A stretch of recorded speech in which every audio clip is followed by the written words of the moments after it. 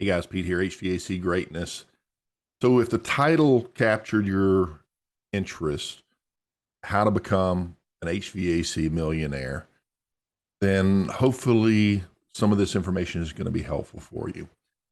So I'm going to get to that, but let me talk about the traditional ways, and then I want to talk about smarter ways. Okay. How to leverage what you're doing right now to really scale your situation financially. Most of us, myself included, are HVAC technicians of some sort, installers. I was a service tech. I did commercial refrigeration, commercial air conditioning, residential air conditioning. Didn't do appliance work or anything like that, but bigger stuff because that's what I like to do, right? And I was pretty good at it and decided to start my own business. Well, like you, I had this idea that I was going to build this large business and have employees. And you start to hit this point at which you realize, man, I'm getting tired. I'm out here doing the hustle and I need to hire somebody so I can get out of the truck and get in the business and run that. That is the point that so many are stuck right now, and they have been stuck for years. And if you're new and you're going into this business, that may very well be your ceiling. And I'm talking about people like myself, maybe like you, who are technicians turned business owners. Those are two totally different skill sets. But let me tell you this, we have these business types that are coming into our industry and they're better than we are at business management, at marketing and things like that. However, they're bringing experience that really doesn't fit very well with HVAC, and they are failing because they are missing something. The advantage is yours. You've got the advantage. And so in long-term success. And so how do we do that? Well, yes, you can build a system. And once that system is up here, build a system. And once that system is, everything is in place, well, now you simply start advertising and marketing more, hiring, and it will scale.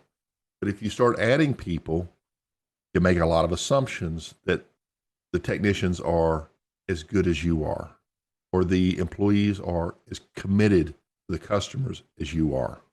And they'll act that way when they're applying for a job many times. But what kind of experience does the customer have? And this directly impacts your ability to scale. Okay. If your goal, excuse me, is to build a business with employees and scale through employees, then you need to get some training. Okay. You need to learn how to do these steps and set everything up. As for the rest of us, most of us come in with assumptions because we're consumers. We see business through consumer lenses of experience. And that's hurting you. That's hurting you because you don't know how to charge the right amount for your services. And those who do, who just don't care, maybe they don't have a heart. But if you have a heart and you actually care for your customers, you care for people, you don't want to take advantage of them, but you don't want to hurt yourself. So what is that balancing point? What is the proper price point?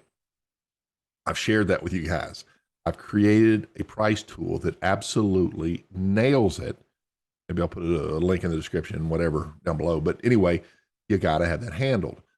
But before you even start your business, I get these emails all the time. Hey, Pete, I've got my name registered, or I've incorporated, and I've got my .coms and everything else. And the most important marketing piece that they could ever have, and that's their identity. They come up with some name that they think is clever. Maybe it's the first initial of each of their children, right? Maybe it's some clever icon that they imagined. And what fundamentally you are doing, I mean, you're not dumb. It's just you've seen this done, right? You've seen the wraps that are out there, these high dollar wraps on these vans that allow this company to have this higher persona and therefore attract more customers. That's the idea, right? Well, what has worked in the past can still work, but what do we need for the future? What you need for the future is an identity that people desire, that people um, they see as the solution to their pain. And I know this goes deep, a little deeper into psychology than you want to. You just want to hang your shingle, go out there and do the work, right? And there's the 80-20 rule. What should you be doing, spending 80% of your time in terms of activities? Well, if you're a one-man operation, you need to be billable. You need to be doing service calls. You need to be doing change outs, even maintenance agreements, right? Accessory sales, whatever other services you offer, duct cleaning, plumbing, electrical, whatever it is that you do, you need to be billable. And but there's prerequisites to that. You need to be billable at the appropriate rate. Otherwise, you just work and work and work and killing yourself, and you get to the end of the month and you ain't got no money. Something's wrong, right? These are things that you need to be set up properly. That's the point. And part of that setup is an identity that says who you are, what you do, and what's special about you that differentiates you from everybody else. We're in a time that what you do is a commodity in the customer's mindset. I know it's not. So you need to set yourself apart. And this, for most of you, requires revisiting a branding strategy, or at least a marketing strategy that allows you to be something special in the market. Okay. And we can talk about that in a little bit. But how do you become a millionaire, Pete? How do you do that? I remember, let me say this. For some of you, you're going to go on and build a big business. For most of you, you are not. I'm sorry to be the one to tell you that, but you're not going to be that business that scales. You'll get an employee or two, you'll get a trainee or two, and you'll get some momentum, and then they'll quit and leave, and you're just like up and down, and starting all over. Okay. Well, you'll never grow unless you try. So that's the right move, right? You continue to invest in your people and develop them and hopefully take care of them and they'll stay.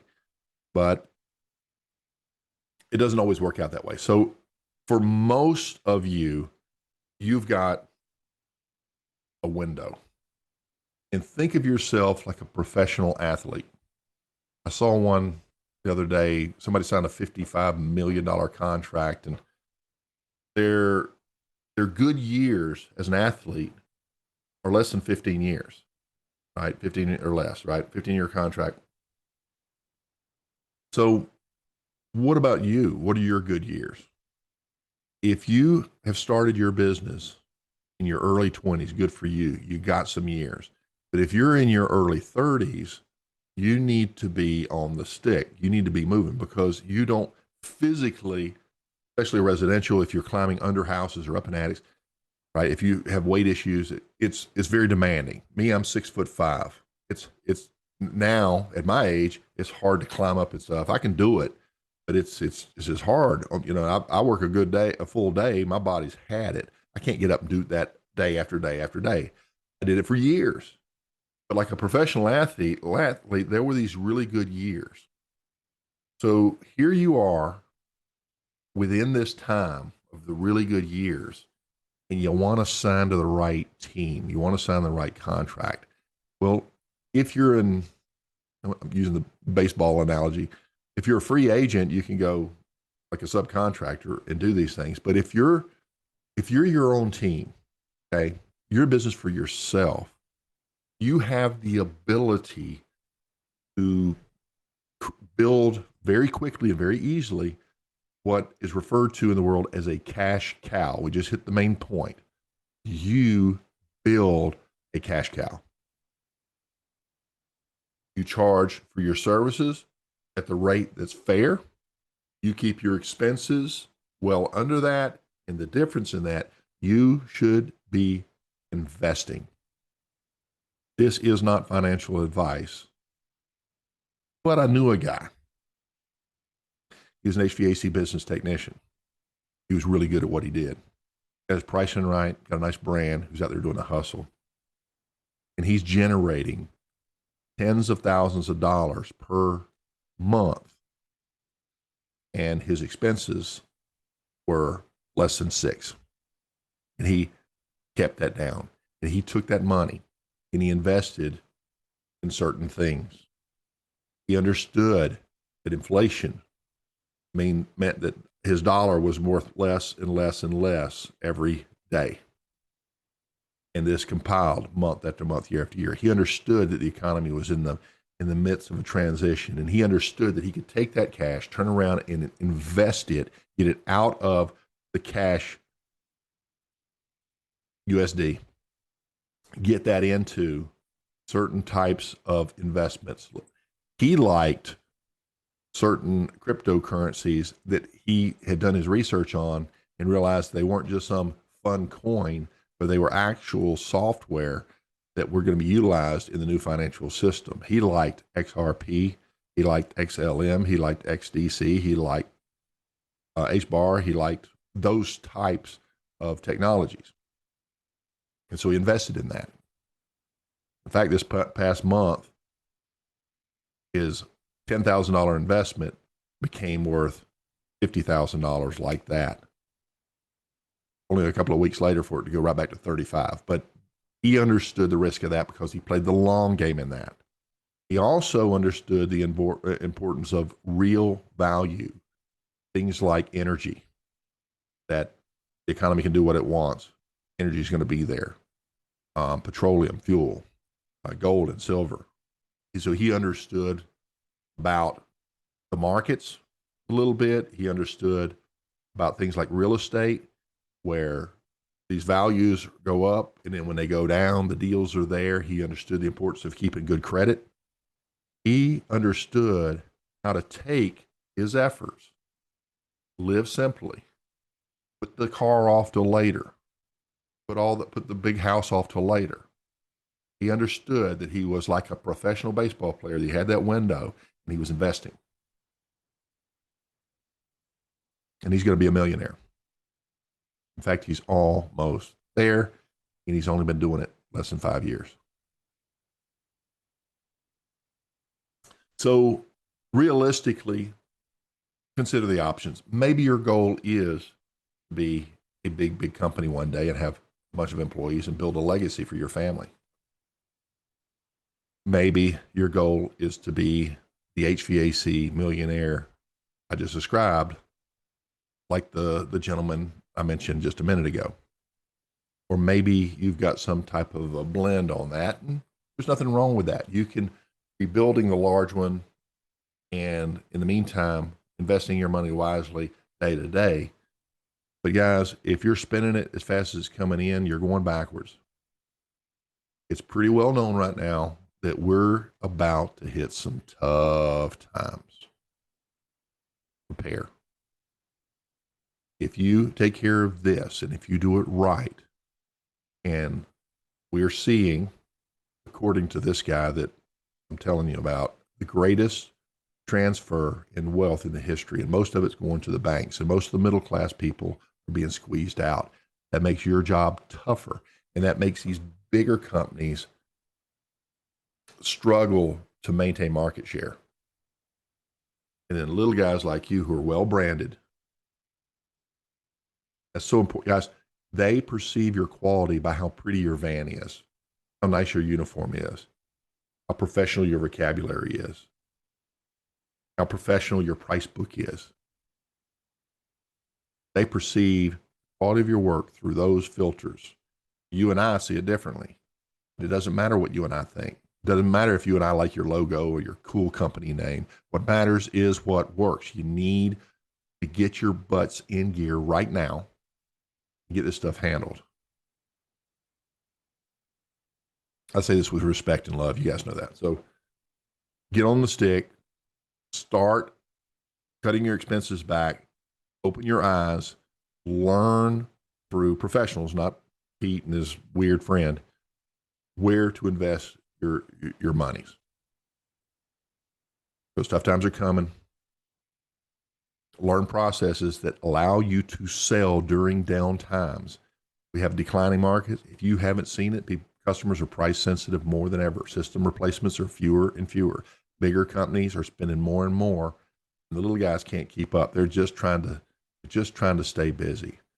If you figure this out and you understand what your greatness is that thing that people perceive in you and they say, wow, this one is different. This one is better. But that doesn't just happen by accident. It is created. So you need a process to get you there. It's not that hard. Yeah.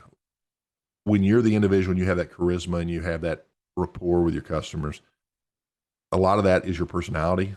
But imagine if you take that personality and you package it into a perfect service technician, installer, comfort advisor,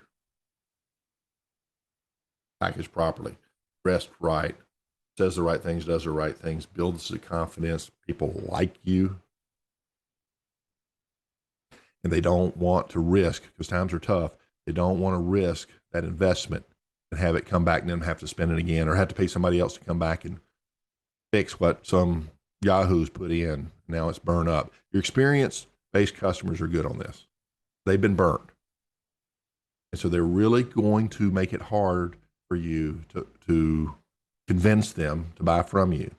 And you're going to think it's price. It's not always price. It's cost of ownership.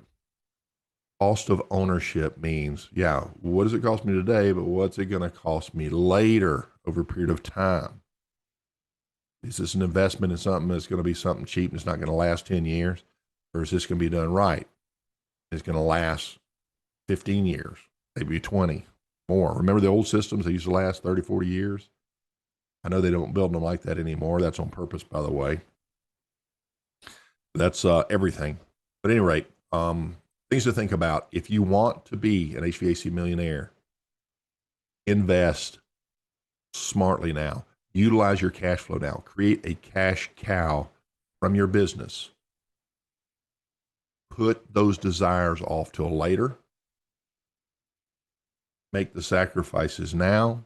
Realize that you're a professional athlete. You've got your peak years that you need to be taken full advantage of. Pete Ramsey here, HVAC Greatness. I hope this gives some insight. Not easy, but you can do it. I'll talk to you on the next one. Bye-bye.